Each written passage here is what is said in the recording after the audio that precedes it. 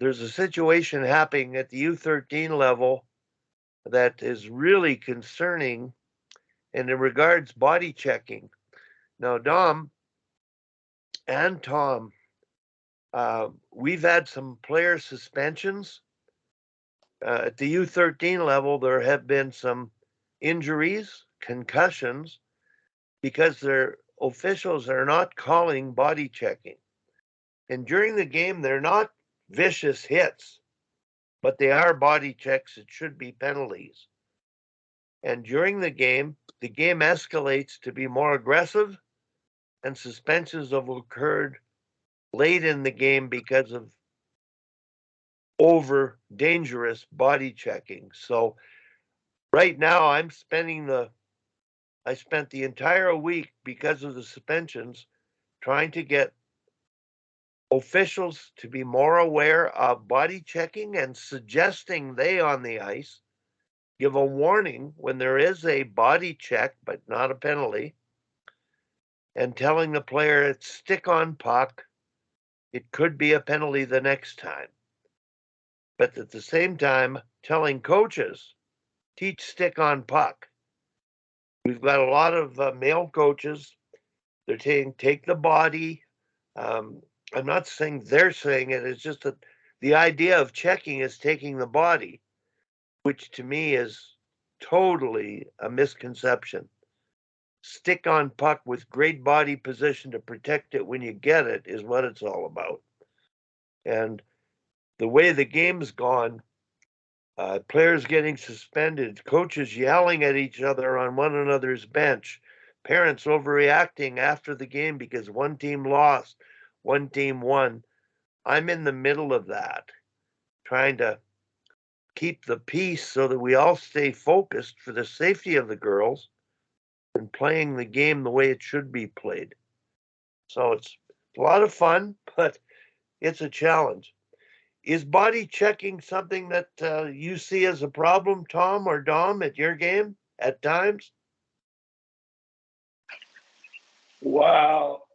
I mean, the issue that we have is that we'll in California where we're playing, there'll be, somebody will be going for a puck, and there's body, contact, and one person will fall down, and it's automatically a penalty with no context as to, you know, why, like why the person fall down. They fall down just because, they're not, they didn't have good body position, and they didn't brace themselves, and so that is the challenge, because now we'll go any of these events, whether it's the CSSHL up in Western Canada, or we'll go to, you're in Toronto or Buffalo, and the standard and the expectation is just different.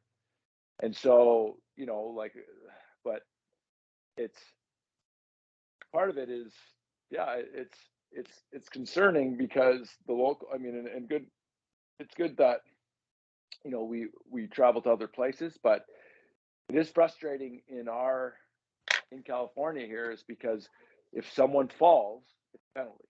Like, I'll give you an example. There was a girl she was coming through our defensive zone, and she was just, she was skating backwards, not watching where she was at. She was kind of building speed and happened to run into another girl and fell down, and the other girl got a penalty. And again, it's like, there's just not enough expertise. Maybe I don't know if that's the right.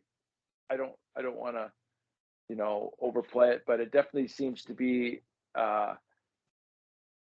inexperience of the officials to not understand what body contact or body checking is, the difference between the two, right? And so it's confusing for the girls. It's very, very confusing for the girls, and I find myself a lot saying that's not a penalty.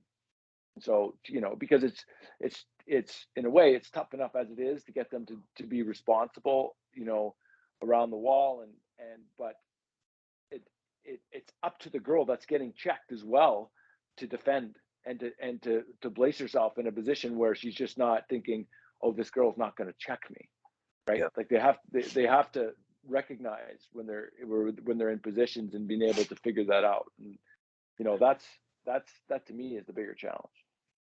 Well, part of the coach education programs, particularly checking, they go through phases: um, contact confidence, stability on skates, being Yeah, able to brace yourself, keep your arm on the wall and absorb contact, and gaining position, but lowering your center of gravity, spreading your base.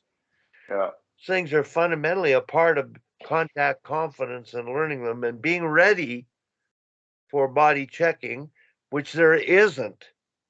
So if the degree of force uh, knocks you down and puts you in a dangerous situation, there's a line of judgment here where I say the referee has to look at the degree of force and the intention yeah, of the check. And in the case of this last suspension, it was definitely too aggressive a hit. Um, the girl wasn't ready, probably went down faster than she should have, but the degree of force that I observed caused the referees to award a 5-minute penalty, resulting in the last 10 minutes of the game, a 2-game suspension. The team was 1 goal up, and she took that penalty. And I think the lesson here is respect that stage of the game, trying to make a statement on physicality when you're up a goal and taking a risk. And I've had these conversations with the father and the coaching staffs of both teams because they're both in our association about uh, reading the time on the clock and the degree of force and possession of the puck.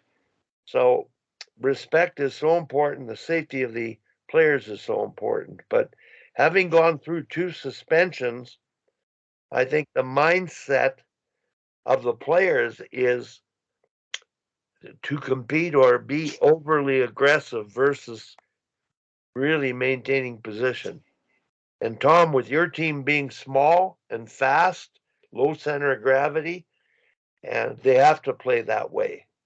Well, that game against Airdrie, like they got 2 girls that are like 5'11", Yeah. and Tess got a penalty. She absolutely perfect. She in front, good angles, took the hands, cut the girl off. Girl fell down, and like Dom says, we get a penalty. Yeah. And then like 1 minute later, their girl just hammers our girl, like a full-on body check and no penalty. So I thought that if you know what the rules are, it's a lot easier to play, right? Yeah, you're right. That's the dilemma. And if some team is way bigger and they allow them to be really, aggressive, that's certainly to their advantage. yeah. Well, right now that's a big issue up here. I know I talked to one of the coaches of the team Tom's playing this weekend, and she said there weren't suspensions in her last game, but there was an awful lot of body checking. I watched 2 periods of that game. I didn't think the body check, there was body check in that game compared to what I watched 2 days before with the U13 team. But there is that physicality that goes on where they do make contact. I didn't see Well, it. there's contact, but there's not hitting. Yeah. You can't hit and then get the puck. You can be contact playing it. I guess the point is it's a joint responsibility of the coaches and the referees to have a common ground about what is best, what is where's the line. And I find that in making that decision, 2 factors: the degree of force and the intention, is what I think would help them get on the same page of agreeing on what could be called. And it's never going to be perfect, but you certainly don't want to have dangerous hits. It's almost like the game has gone full circle and forgotten about the respect in sport the respect crests on the back of the jerseys in Canada and the stop signs on the back of the jerseys in Canada. Because that was an era that insurance rates were going up because of hitting from behind.